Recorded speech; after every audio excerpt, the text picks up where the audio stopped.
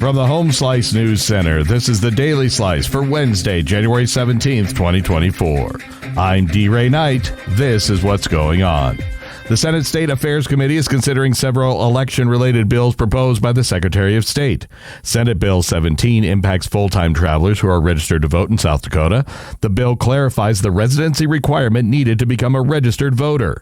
Senate Bill 18 would allow for a smoother process when it comes to canceling your voter registration. Both bills will appear before the Senate State Affairs Committee today. In more legislative action, the Senate Commerce and Energy Committee has advanced a bill limiting how homeowner associations can restrict firearms. Senate Bill 39 would prohibit associations from banning guns on their property. It faced its first legislative test yesterday. Senator Michael Rowe introduced the bill. The Aberdeen Republican said constitutional rights outweigh private property rights. The bill passed the committee on an 8-1 vote. It now moves to the Senate floor. The Rapid City Council discussed utility rate changes this week. Amy Rose has more. Tuesday's meeting of the Rapid City Council included a presentation on the city's upcoming rate adjustments, including information on how the rates paid by the public supports critical public works projects. After completing a comprehensive revenue and cost of service analysis, the City Council approved the second reading of an ordinance adopting a revised rate structure for the city's water utility. The revenue from these revised rates will address aging facilities and infrastructure and fund much-needed public works projects in the community. A number of critical projects are required over the next 5 years to support the city's utility divisions, ensure regulatory compliance, and provide adequate capacity for increased demand. In news from the nation and the world, Palestinian militants have battled Israeli forces in devastated northern Gaza and launched a barrage of rockets from further south. Tuesday's show of force comes more than 100 days into Israel's massive air and ground campaign in the tiny coastal enclave.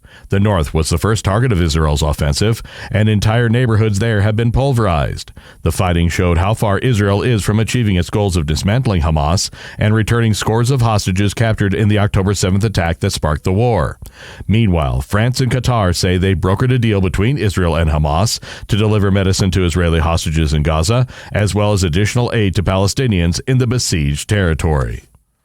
President Biden wants to reduce overdraft fees charged by banks. Amy Rose has the details. The cost to overdraw a bank account could drop to as little as $3 under a proposal announced by the White House, the latest move by the Biden administration to combat fees it says pose an unnecessary burden on American consumers, particularly those living paycheck to paycheck. The change could potentially eliminate billions of dollars in the fee revenue for the nation's biggest banks, which were gearing up for a battle even before Wednesday's announcement. Under the proposal, banks would have to show how much it costs for them to run overdraft services, or instead charge a benchmark fee that could be as little as $3.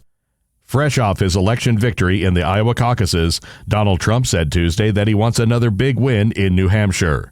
Voters in the Granite State will get their turn January 23rd to decide just how competitive the Republicans' nominating fight will be as the former president continues to dominate his party.